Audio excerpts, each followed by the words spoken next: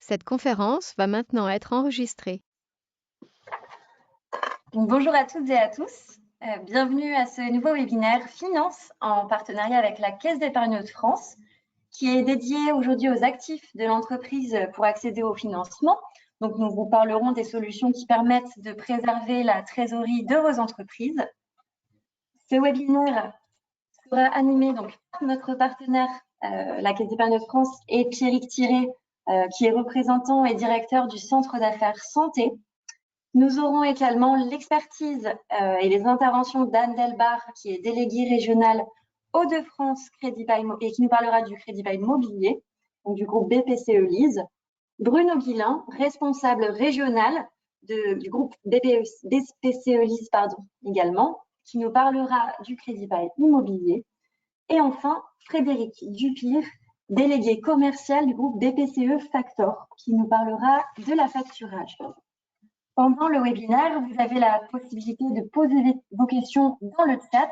Donc, on pourra les relever au fur et à mesure. Et si vous souhaitez, à la fin de cette heure, vous pouvez en profiter pour poser vos questions avec, de préférence, caméra et son allumé aux intervenants qui sont présents. Donc, sans plus attendre, je laisse la main à Pierrick pour introduire ce nouveau sujet. Bonjour à tous. Alors, on a souhaité revenir sur des sujets qui peut-être paraissent à certains très simples, simplissimes parfois. En fait, la richesse d'une entreprise, c'est aussi ses actifs et ce qu'elle va acquérir. Les anglo-saxons utilisent beaucoup ces méthodes de ce qu'on appelle asset-based lending, c'est utiliser notre richesse pour pouvoir se financer. La richesse d'une entreprise, ce sont ses actifs, qu'ils soient très immobiliers ou plus liquides comme le poste client. Et ce que nous vous proposons, c'est de nous promener dans le bilan aujourd'hui de l'entreprise pour voir comment accéder à des financements dans une période un peu compliquée parce que il faut bien qu'on parle de relance, il faut bien qu'on parle de retour à l'activité, de redynamisation de notre activité. Et ça nous a semblé un bon moyen d'aborder ce sujet. Je laisse la parole à Bruno qui va nous parler du crédit bail immobilier et de ses particularités. Oui, bonjour à tous et à toutes. Normalement, je vais avoir la main pour bouger. Oui, tout à fait. Donc, on va commencer, effectivement, comme disait Pierrick, par le bilan. Et le premier poste de l'actif étant l'immobilier. Donc, on va parler de crédit bail immobilier et comment le faire disparaître du bilan pour le transformer en une charge immobilière. Donc, le crédit bail immobilier a cette particularité, c'est que le crédit bailleur devient propriétaire de l'actif et en tant que propriétaire d'actifs, au bilan, il disparaît, du bilan de l'entreprise. Alors, il disparaît effectivement juste au bilan, mais vous restez néanmoins, et là, c'est là où on voit, c'est que tout ce qui est l'entreprise, vous, donc qui est crédit preneur, c'est un terme, c'est un jargon, mais c'est bien votre bâtiment que vous achetez ou que vous faites construire, c'est bien vous qui en décidez. En revanche, la propriété juridique reste la propriété du crédit bailleur, et donc vous êtes en location. Donc, il y a des paiements de loyer et la possibilité à terme, pour un prix attractif qui est généralement fixé à 1 euro ou au prix du terrain, la possibilité de le racheter. Donc, il y a bien là 3 parties, c'est-à-dire que le crédit bailleur va acheter le terrain et le faire construire pour votre compte, vous le donnez en location et vous donnez l'option d'achat à terme. Donc là, juridiquement, c'est assez basique. L'intérêt pour vous réside dans une optimisation de la fiscalité avec un report de la fiscalité à terme. Et c'est bien ça qu'on va regarder, c'est que quand vous faites un crédit bail immobilier, on a dit que vous étiez locataire, donc qui dit locataire dit loyer, et donc le loyer est intégralement déductible de votre résultat. Donc, on a des flux financiers comme indiqué qui sont équivalents en crédit bail immobilier. Les flux financiers sont équivalents aux flux déductibles. À la différence d'un crédit, si vous faites un crédit classique ou un crédit long terme, où vous ne pouvez déduire qu'un pourcentage de votre acquisition par le biais des amortissements. Donc les amortissements étant sur une durée entre 20 et 30 ans, vous allez pouvoir déduire qu'un 20e ou un 25e ou un 30e de votre résultat fiscal. Donc vous avez des flux financiers de remboursement de crédit qui ne sont pas équivalents à vos flux déductibles. Parce que, évidemment, comme indiqué, la cote par capital du prêt amortissable est bien supérieure parce que votre prêt, vous allez le faire sur 15 ans et donc il est bien supérieur à l'amortissement comptable où on a dit que c'était entre 20 et 30 ans. Donc ça, c'est le discours. C'est plus simple avec un graphique où on voit qu'en haut, vous avez bien une équivalence pendant les années, pratiquement toutes les années, entre les échéances réglées et les loyers déductibles. Pourquoi les dernières années, il n'y a plus cette équivalence? Parce que quand on achète un terrain. Et donc, qui dit terrain en fiscalité française et en comptabilité française dit non-déductibilité de ce terrain. Donc, on va vous dire à la fin que le remboursement de votre loyer de crédit bail correspond au remboursement de la cote par terrain, donc il ne sera pas déductible. En dessous, c'est un échéancier classique en crédit moyen long terme où assez rapidement, on s'aperçoit qu'il y a une différence, comme indiqué, entre donc l'amortissement comptable qui est le bas de l'histogramme, les frais financiers et l'annuité qui est beaucoup plus élevée de ce que vous pouvez déduire. Donc, qu'est-ce qui va se passer à partir de l'année 4, 5, 6? C'est que vous allez créer un résultat fiscal. Et donc, tous les ans, si on est en SCI, parce que assez régulièrement, on est en SCI qui va louer à la société d'exploitation, votre SCI va sortir un résultat fiscal et donc devoir payer de l'impôt sur une somme, au final, en trésorerie que vous n'avez peut-être pas. Donc, ça, c'est l'intérêt du crédit bail. C'est bien une annulation pendant la phase, comme indiqué, pendant la phase de contrat de crédit bail, une annulation de la fiscalité. Annulation ne veut pas dire complète annulation globale, donc il n'y a pas un gain fiscal, parce que je vous ai bien dit au début qu'on était sur un report de fiscalité. Donc comment se paye en fait la fiscalité? Tac, tac, tac. Est-ce que ça marche? Diapositive suivante. Voilà.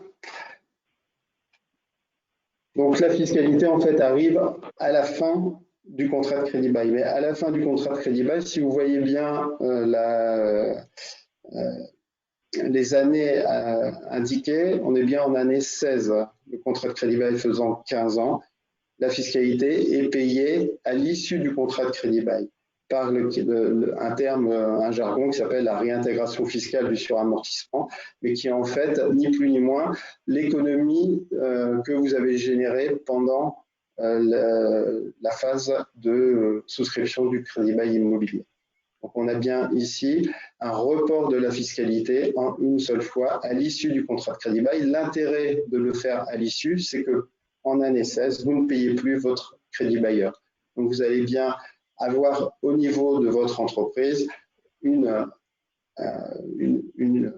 produit qui va vous permettre, ou une trésorerie qui va vous permettre de payer cette fiscalité parce que vous ne payez plus le banquier. Donc l'intérêt étant de pouvoir sortir la trésorerie à partir du moment où vous ne payez plus votre banquier. Donc c'est bien pour ça qu'on parle d'optimisation de la fiscalité, c'est-à-dire donc un report en année postérieure au crédit bail immobilier de la fiscalité. Tac, tac, tac. Donc on dit souvent, voilà. Ça c'est un petit peu, je vous ai mis, je ne veux pas les lire, mais c'est un peu les idées reçues qu'on a sur le crédit bail immobilier. Je ne sais pas si c'est vraiment, on ne peut jamais en sortir, c'est dur. On a dit qu'on était propriétaire, donc qu'est-ce qui se passe aussi si on ne paye plus? Qu'est-ce qui se passe si on veut faire des aménagements? Qu'est-ce qui se passe si on veut revendre et sortir en cours de route? Tout est prévu. Le point, et il faut bien maintenir ça en tête, c'est que même si le crédit bailleur est propriétaire juridique, l'entrepreneur reste le propriétaire économique. Donc, il y a vraiment une équivalence entre, c'est effectivement un peu plus compliqué quand vous voulez sortir par anticipation parce que il faut faire un acte, il faut que le crédit bailleur vous revende le bien, mais tout est prévu et il n'y a pas de plus de difficulté à sortir d'un contrat de crédit bail que d'un contrat classique. On a parlé de... Donc, on parle d'optimisation et d'accès au financement. Il y a un point qui est important et là-dessus, c'est vraiment une fenêtre qui vient de s'ouvrir, c'est le leaseback immobilier. Qu'est-ce qu'un leaseback? Alors, si on reprend le petit tableau, enfin le petit dessin qu'on avait vu au début, là, il n'y a plus que deux intervenants. C'est bien le crédit bailleur qui va racheter au crédit preneur, donc à vous, à l'entreprise, son immobilier pour le redonner en location. Donc, c'est un moyen de remettre de la trésorerie dans l'entreprise par la vente d'un de ses actifs, mais avec une dépossession qui va être uniquement juridique, pas économique. C'est-à-dire que derrière, il y aura la possibilité à terme de racheter ce bâtiment. Donc, nous, on va acheter le bâtiment et après vous le relouez. Donc, qui dit achat permet là de se constituer une trésorerie disponible facilement parce que vous avez vendu un de vos actifs. Ça vous permet aussi, en le refinançant, parce que c'est une méthode de refinancement, d'avoir accès à des ressources longues, parce qu'on va vous le refinancer sur 12 ans, entre 12 et 15 ans. Ça vous permet donc, avec cette trésorerie, d'assurer le développement, la croissance, conquérir de nouveaux marchés, acheter éventuellement d'autres entreprises en se basant sur le patrimoine de l'entreprise. Et là, c'est important, c'est que vous ne revendez pas à un tiers qui, lui, après, pourra en faire ce qu'il veut. Vous revendez à un crédit bailleur et donc vous conservez bien la propriété économique de l'immeuble. Ça, c'est important. Alors, sur quel type de bâtiment on peut faire ça? C'est un bâtiment que nous, crédit bailleur, considérons comme ayant une bonne valeur de marché. Donc, des bâtiments qui ne seront pas des bâtiments industriels trop typés, donc des bureaux, des locaux d'activité, même éventuellement des hôtels et des entrepôts, enfin de tout type de bâtiments standards, on va dire.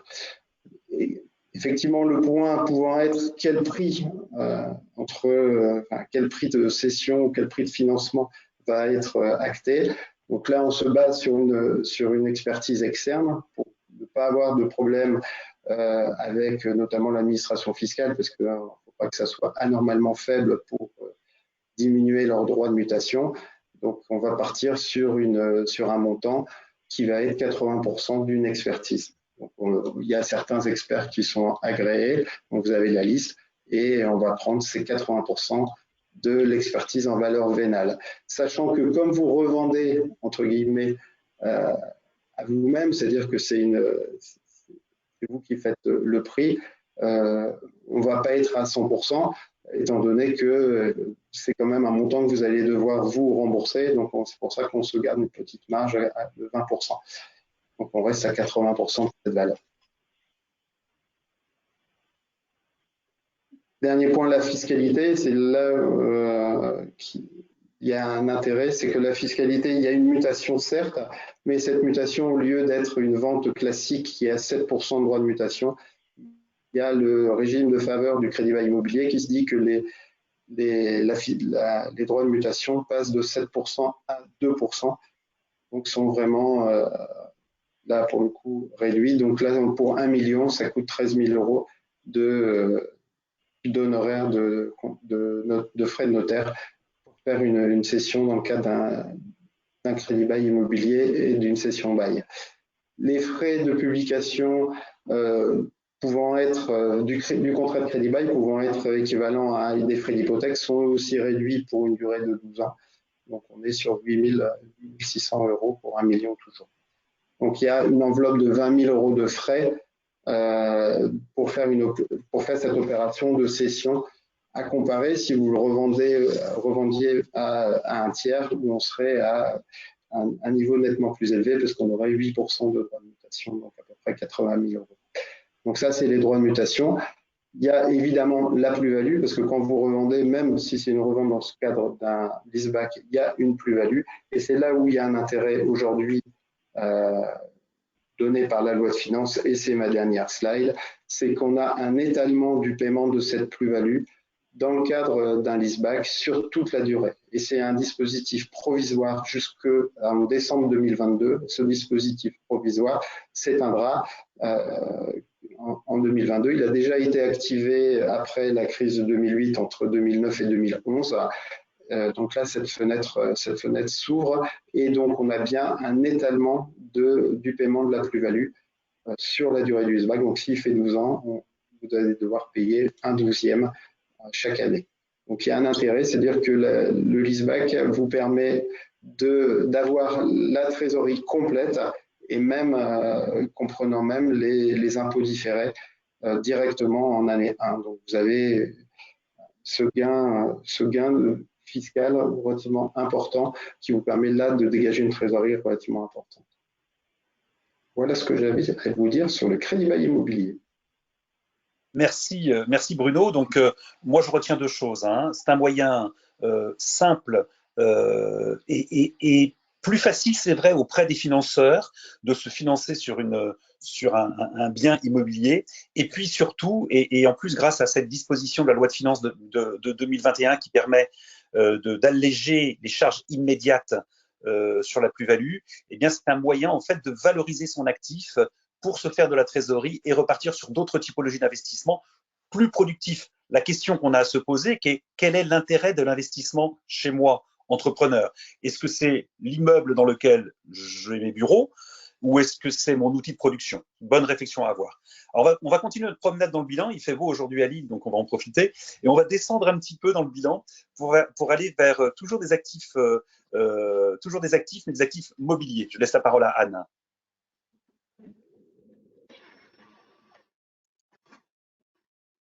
Eh bien, bonjour à tous. Donc moi, je vais vous présenter effectivement le crédit bail mobilier, donc qui concerne donc le matériel.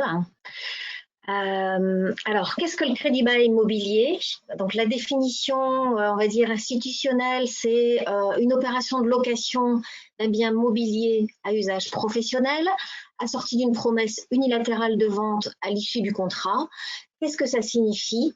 Eh bien, quand vous allez faire l'acquisition d'un matériel financé par crédit bail, nous allons être, nous, société de crédit bail, donc crédit bailleur, propriétaires du matériel pendant la durée du contrat, mais nous allons vous le céder à la fin pour que vous en deveniez propriétaire, moyennant le paiement de ce qu'on appelle la valeur résiduelle à la fin du contrat. Cette valeur résiduelle est en général de 1%. Donc, qu'est-ce qu'on peut financer en crédit bail? J'allais dire presque tout. Les moyens de transport, que ce soit l'AVP, l'autocar, les camions, tracteurs, voire même les avions et bateaux, les équipements industriels, donc tout ce qui concerne les machines-outils, le matériel de TP bien sûr, la bureautique, l'imprimerie, les équipements médicaux, matériel agricole et forestier. Alors, qu'est-ce qu'on ne finance pas, puisque c'est peut-être plus simple finalement, bien c'est tout ce qui est immatériel, tout ce qui devient immobilier par destination, et puis également tout ce qui serait vraiment trop propre à votre activité. Je pense notamment, par exemple, au moule dans l'industrie plastique qui correspondrait à un produit pour un de vos clients. Donc, c'est trop typé, entre guillemets. Alors, quels sont les avantages du crédit bail mobilier? Eh bien, comme le crédit bail immobilier, vous générez de la charge, c'est-à-dire que les loyers que nous vous facturons en tant que propriétaire vers notre locataire sont intégralement déductibles en charges externes. Vous pouvez réaliser également un premier loyer majoré si vous souhaitez créer de la charge. Le premier loyer majoré peut être de 10%, 15%, 20%, 25%. Après, on n'ira pas forcément au-delà pour ne pas risquer de requalification. Donc, ce premier loyer ainsi que la totalité des loyers prévus viennent en diminution de votre résultat net. Par ailleurs, il n'y a pas d'avance de TVA à faire de votre côté, puisque comme nous sommes propriétaires du matériel, eh bien nous allons payer votre fournisseur TTC et nous allons nous récupérer la TVA sur l'investissement. Et ensuite, nous allons vous facturer des loyers TTC et vous récupérerez donc la TVA au fur et à mesure de la facturation des loyers. Alors, ça permet aussi d'adapter votre financement, puisque, comme je le disais, on va vous financer à 100% du prix TTC. Alors, il y a quelques exceptions pour les entreprises en création, où là, on peut demander un premier loyer majoré, comme un apport qui serait demandé dans le cadre d'un financement moyen terme. Vous avez un large choix de durée et de périodicité, les durées étant bien entendu adaptées à la typologie du matériel que vous achetez. On ne va pas financer sur la même durée, bien sûr, de l'équipement informatique et une grue, par exemple. On peut tout à fait s'adapter à vos flux de trésorerie, c'est-à-dire qu'on peut mettre en place des loyers modulables, notamment si vous avez une activité saisonnière ou si vous avez des paiements sur la base de contrats pluriannuels, des paiements qui seraient très importants 2 fois dans l'année et des paiements beaucoup plus légers de vos clients pendant le reste de l'année. Nous, on peut s'adapter et venir donc prélever 2 gros loyers dans l'année, par exemple, et des tout petits loyers le reste du temps. Bien entendu, vous avez une liberté de choix totale dans vos fournisseurs, dans la négociation du prix, la négociation des accessoires, des options et également, par exemple, des modalités de paiement, paiement d'acompte, du transport, etc. Votre gestion est simplifiée, c'est-à-dire que votre trésorerie est préservée. Les écritures comptables sont plus simples que dans d'autres choix de financement. Le crédit bail est un engagement hors bilan, donc votre capacité de financement n'est pas amoindrie. Ça figure par contre en annexe du bilan, en 2058C. Vous pouvez également faire un transfert de contrat, c'est-à-dire que par exemple si vous cédez votre entreprise, alors évidemment moyennant une étude de notre part au préalable pour qu'on puisse vous donner un accord, mais on peut transférer un contrat sur votre acheteur, ou si vous souhaitez que le bien soit transféré dans une autre entreprise de votre groupe. Vous pouvez également racheter par anticipation donc votre contrat à partir du 13e mois. Donc, c'est une formule souple et rapide à mettre en place. Alors, je vais vous parler également du leaseback mobilier parce que c'est une particularité que nous avons mis en place chez BPCE Lease dans le cadre de la crise sanitaire pour vous aider à retrouver de la trésorerie. Donc, le leaseback, c'est quoi? C'est comme pour le crédit bail immobilier, comme vous l'a présenté Bruno. C'est une opération par laquelle une entreprise propriétaire d'un équipement professionnel va le revendre donc à une société de crédit bail mobilier, donc le crédit bailleur, et simultanément, vous allez reprendre un crédit bail immobilier et devenir locataire pour le bien pendant la durée de ce nouveau contrat, avec bien évidemment la possibilité d'en redevenir propriétaire à la fin du contrat.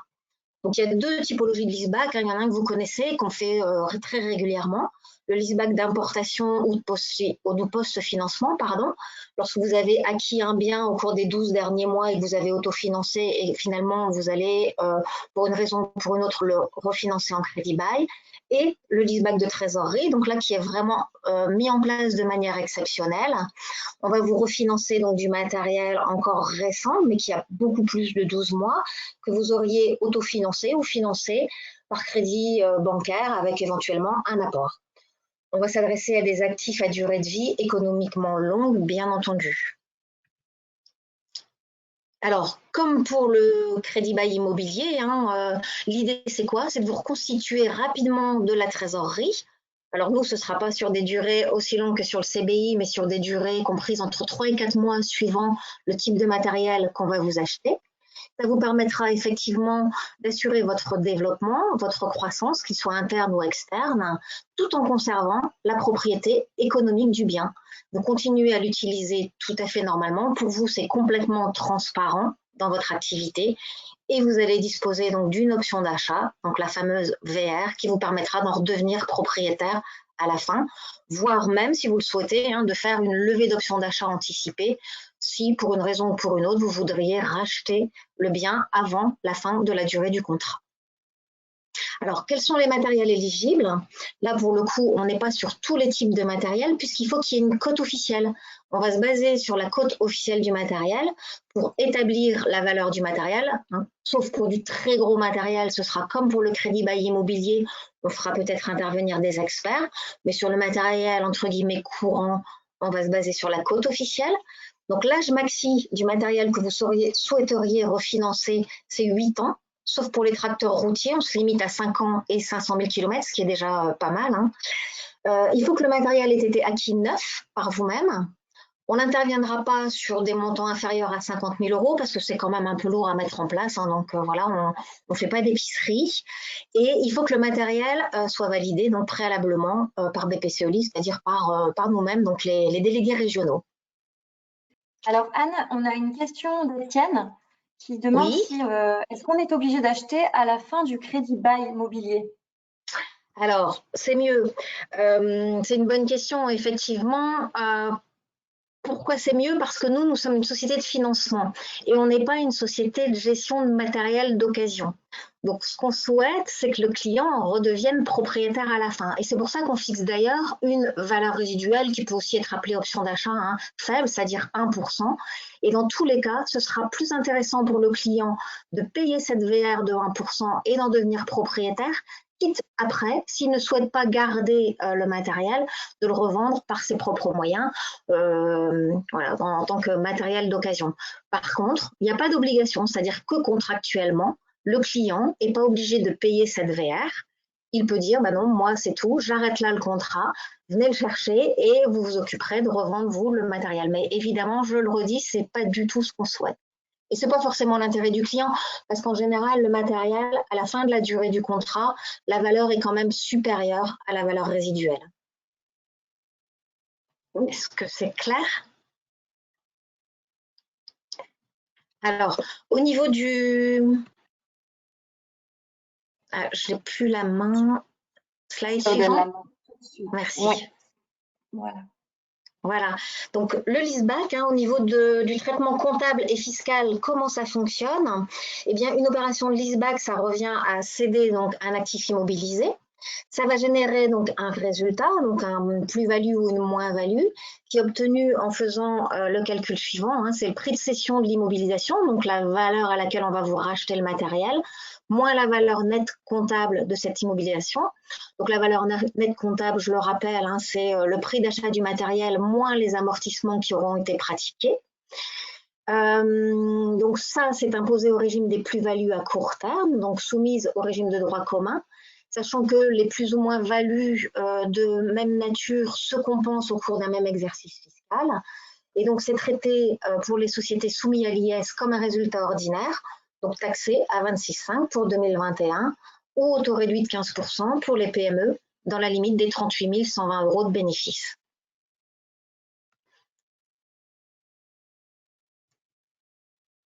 Alors, j'ai un petit souci. Slide suivant. Je voulais vous parler également rapidement du suramortissement, parce qu'il est encore possible de profiter d'un suramortissement dans certains cas précis.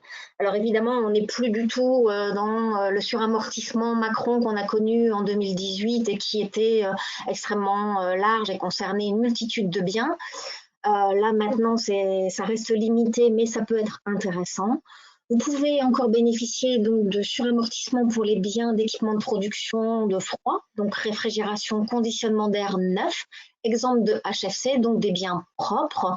Qu'est-ce que ça peut concerner? Des meubles frigorifiques, des chambres froides, des caissons réfrigérés pour les camions frigorifiques, des groupes de condensation, des systèmes de traitement de l'air, des pompes à chaleur. Donc c'est quand même assez vaste et ça peut concerner beaucoup d'entre vous. Ça concerne quel type d'entreprise? Eh bien, les entreprises soumises à l'IS ou à l'IR selon un régime réel d'imposition. Et vous pouvez déduire donc du résultat imposable une somme égale à 40% de la valeur d'achat du bien. Donc un bien neuf par contre, hein, pas d'occasion. Et ça, cette mesure est encore en place jusqu'au 31 décembre 2022. Je précise que c'est tout à fait possible avec un matériel qui est financé en crédit bail, puisqu'il est admis par l'administration fiscale que ce soit le locataire qui puisse bénéficier de la mesure de suramortissement. Et il y a encore une mesure également pour les véhicules peu polluants, que ce soit des camions, des autobus, des autocars, des camionnettes, donc tout ce qui concerne les véhicules utilitaires. Là aussi, donc pour en bénéficier, ce sont les entreprises soumises à l'IS ou à l'IR selon un régime réel. Et donc là, le suramortissement est de 20% donc de la valeur d'achat du bien pour les véhicules de 2,6 tonnes à moins de 3,5 tonnes et jusqu'à 60% de la valeur du bien pour les véhicules de 3,5 tonnes à 16 tonnes. Alors bien évidemment, il faut que ce soit des véhicules qui fonctionnent avec une énergie propre. Par exemple, donc là, ils sont listés, mais gaz naturel, biométhane, l'énergie électrique et hydrogène. Donc, cette mesure a été reconduite en décembre 2020 jusqu'en décembre 2024. Donc, sachez que c'est intéressant. N'hésitez pas donc à passer sur des véhicules peu polluants. C'est bon pour tout le monde et ce sera bon aussi pour votre entreprise. Voilà, moi j'en ai terminé. Pierrick. Pardon, merci, excusez-moi, micro. Ce que je retiens, merci beaucoup Anne, ce que je retiens en fait, c'est la très grande souplesse de ce mode de financement. C'est vrai que être en capacité d'adapter le niveau des loyers à l'activité et aux rentrées cycliques de trésorerie de l'entreprise, c'est quelque chose qui est très très important et qui peut épargner effectivement le niveau de trésorerie de l'entreprise. Par ailleurs, même si c'est limité en termes de typologie de biens, être en capacité aujourd'hui, compte tenu du contexte de trésorerie tendue des entreprises sur certains biens, encore une fois, c'est vrai qu'il faut le rappeler, de passer en possibilité de leaseback et donc de se financer avec son propre actif, c'est quelque chose d'intéressant. Donc merci beaucoup. Pour continuer, en fait, on est passé des actifs les plus immobiles aux actifs mobiles. Maintenant, on va parler en fait du poste client, qui est un actif comme un autre dans l'entreprise. Et Frédéric va nous présenter un peu l'affacturage. Alors, l'affacturage, tout le monde croit le connaître. Je crois que on a quelques surprises et encore une fois, comme sur le crédit bail immobilier et crédit prêt immobilier, quelques bonnes surprises. À toi, Frédéric. Merci Pierrick, bonjour à tous. Marianne, je crois que j'ai pas la main. Ça y est. Donc pour commencer, effectivement, on a parlé des actifs tangibles. Une petite définition rapide du poste client, puisque le poste client est un actif comme un autre, au même titre que l'immobilier ou que le matériel. Le poste client, c'est constitué de l'ensemble des créances en attente de règlement, qu'elles soient échues ou non. Le poste client, c'est en moyenne 30% de la richesse d'une entreprise. Et bien souvent, ce poste est le seul de l'actif qui ne soit pas assuré, contrairement donc au matériel, au stock ou à l'immobilier. Pour vous mettre des chiffres et vous représenter un petit peu l'importance du poste client, fin 2019, l'ensemble des banques et instituts financiers prêtaient 130 milliards d'euros à court terme, donc à moins d'un an. En parallèle de ça, l'ensemble des entreprises se prêtaient entre elles, donc la somme des postes clients, c'était 670 milliards d'euros, ce qui veut dire que vous, entrepreneurs, vous prêtiez 5 fois plus que les banques ne vous prêtent. Sur ces 670 milliards d'euros, il y en avait 56 qui correspondaient à des créances non réglées, irrecouvrables ou provisionnées. Donc, la nécessité de s'assurer sur ce poste-là. Je vais te demander la slide suivante, Marianne, s'il te plaît. C'est quoi l'affacturage? L'affacturage, c'est aussi un contrat de cession d'actifs, puisque vous cédez les créances clients à un organisme financier qu'on appelle le facteur ou la société d'affacturage. C'est un ensemble de 3 services qu'on peut complémenter, donc intégrer tous les 3 ou dissocier. C'est de l'assurance crédit. Est-ce que mon client aura la capacité de régler ma facture dans les 3 mois? C'est un outil de gestion de recouvrement et d'encaissement des fonds. Et principalement, c'est un outil de financement. Je vous l'ai dit, les trois services peuvent être associés, ils peuvent être dissociés, c'est-à-dire que si vous avez déjà une police d'assurance crédit, on interviendra en délégation de cette police. Si vous êtes une société structurée avec une administration des ventes et un service de gestion, de recouvrement et d'encaissement qui est déjà performant, on viendra s'adosser à celui-là et ne faire que des opérations de financement.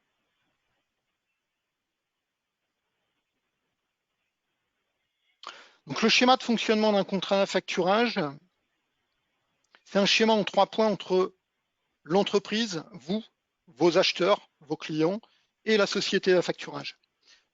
Vous le voyez sur la droite de votre écran, la relation commerciale entre vous et votre acheteur ne change absolument pas. Votre acheteur vous commande une prestation, vous négociez les prix, vous négociez les délais, vous réalisez la prestation. C'est un contrat de prestation, de cession des créances commerciales. Bien évidemment, vous ne cédez pas votre relation avec vos clients. Au terme de votre prestation, vous facturez vos acheteurs et en parallèle de l'envoi de la facture aux acheteurs, vous envoyez au facteur le double original de cette facture, bien évidemment en dématérialisé. Cette facture vous est mise à disposition, les fonds relatifs à cette facture vous sont mis à disposition dans les 48 heures. Et donc, vous coupez complètement le délai de règlement des 60 jours max dans un marché franco-français. À l'issue du délai de règlement que vous avez négocié avec votre acheteur, l'acheteur ira régler directement le facteur. En cas de non-règlement à date, le facteur prendra la main sur la relance.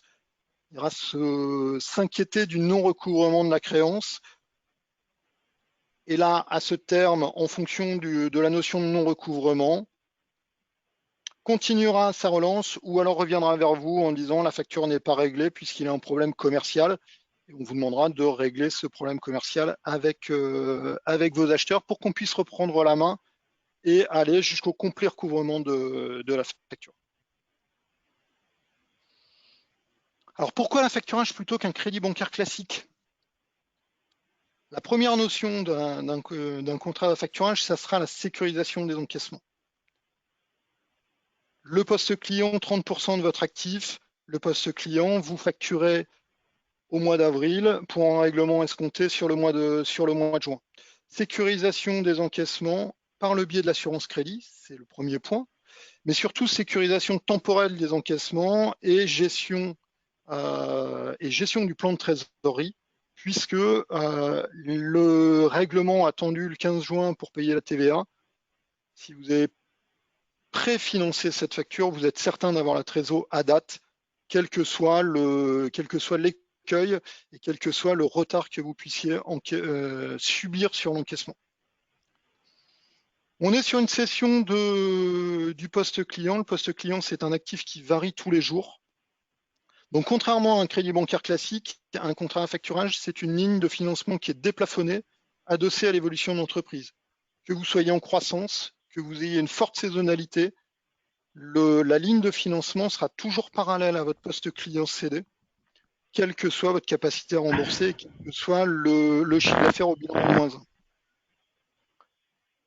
En s'adossant sur le poste et en ayant une ligne déplafonnée, bien évidemment, vous améliorez votre capacité d'endettement. Puisque vous pouvez bénéficier de plus de financement par l'adossement au poste et puisque vous sortez votre endettement court terme de l'endettement bancaire classique, vous sortez la notion de financement du délai de règlement, de votre capacité de remboursement. Vous améliorez vos ratios d'endettement puisqu'on est sur une cession des créances et donc on est sur un engagement hors bilan. Donc vous sortez à la fois l'actif et la dette du bilan, vous améliorez vos ratios, vous conservez votre autonomie financière. Enfin, pour les entreprises qui n'ont pas de structure administrative et financière très développée, pas d'administration des ventes, ça vous permet de gagner du temps puisque vous sous-traitez la gestion du recouvrement et de l'encaissement. Ça vous permet de développer l'activité, puisque, premièrement, vous gagnez du temps commercial sans avoir besoin d'aller chercher après les encaissements. Deuxièmement, vous développez votre activité puisque vous évitez de vous poser la question, ce marché-là, comment je fais pour financer mon cycle d'exploitation? Est-ce que ce marché qui est très important, je vais savoir le développer?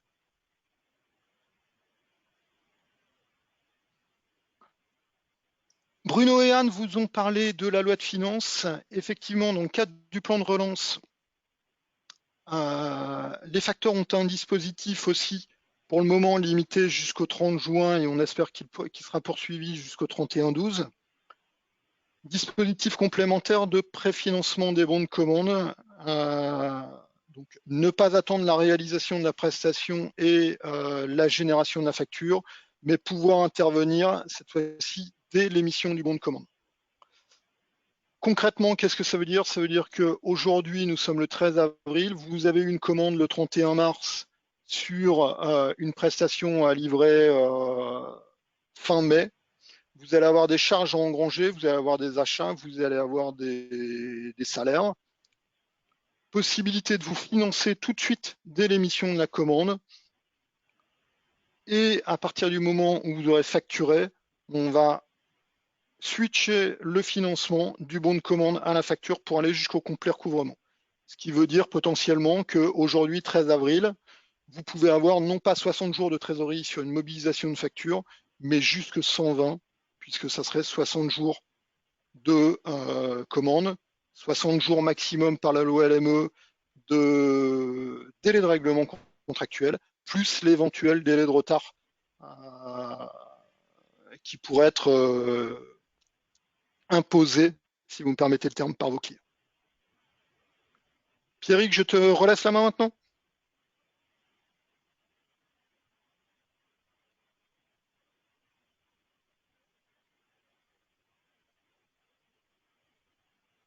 Pierrick, ton micro est coupé. Décidément, merci Frédéric. On dirait que je n'ai pas l'habitude de ces webinaires, Marianne, tu vois. Ce n'est que le 5e. Bon, non, ce que je retiens également de cette typologie d'intervention en affacturage, c'est la souplesse. On colle vraiment à l'activité et à la taille de votre poste client. C'est effectivement, il n'y a pas besoin de renégocier une rallonge auprès de sa banque parce qu'on a une activité qui augmente et il faut augmenter la ligne de besoin de financement du besoin en fonds de roulement. Deuxième chose, effectivement, le législateur a tenu compte de l'environnement actuel et du caractère compliqué actuellement de l'environnement économique pour étendre dans le cadre du PGE en fait d'étendre la possibilité d'affacturage au bon de commande. C'est une alors il y a une question, Marianne, je prends la parole parce qu'il y a une question sur le coût du facteur, Frédéric. C'est très cher un facteur, non? C'est très très cher. Alors c'est une très bonne question, c'est une question qui est très compliquée à répondre. Bien évidemment, à terme, on y répond. Le coût du facteur va dépendre de 3 combien, qui vont être combien de chiffre d'affaires on va gérer à l'année, combien de clients on va avoir à gérer et combien de factures on va avoir à gérer. Le coût du facteur, c'est un pourcentage du chiffre d'affaires qui est cédé. Après, pour donner un ordre d'idée très très rapide, on estime pied de facture, donc en impact sur la marge, tout compris, que pour une très petite entreprise, le coût du facteur est de l'ordre inférieur à 2 points de marge. Pour une petite entreprise, entre 1 million et 5 millions, le coût global, prestation de services et financement, sera compris entre 1 et 2 points. Au-delà de 5 millions d'euros de cession, on descend très bas. Mais quand je vous dis entre 1 et 2 points pour une PME entre 5 millions et 1 million, j'ai une fourchette qui est très très large. Une PME qui va me céder 5 millions d'euros sur 10 clients grands comptes avec 500 factures à l'année, on sera plutôt sur un coût pied de facture à 0,60. Une petite PME d'1 million qui par contre a un poste client très diffus avec des clients qui eux-mêmes sont des TPE et des PME et avec une facturation moyenne faible, là on sera aux alentours d'1 à 2 points. Donc voilà, une réponse très large mais on peut en discuter de manière très précise et très rapide, plutôt en direct. Merci Frédéric. Donc voilà un petit peu ce qu'on pouvait dire sur une autre façon de financer cette reprise d'activité que l'on veut tous, que l'on souhaite tous. Et encore une fois, c'est intéressant d'y penser au moment où vous êtes tous, enfin tout au moins ceux qui ont souscrit un PGE, soit sollicités par votre établissement de crédit pour savoir dans quelle mesure vous souhaitez le rembourser, soit quand vous ne l'avez pas complètement utilisé, le PGE, est-ce que je dois reprendre du PGE? Le PGE, c'est une dette qui s'analyse comme une dette bancaire, quand bien même elle est garantie par l'État. Les éléments qu'on vient de vous apporter aujourd'hui sont des façons différentes de se financer et qui ne sont pas interprétés par vos analystes bancaires comme des moyens classiques de financement. Voilà, Marianne.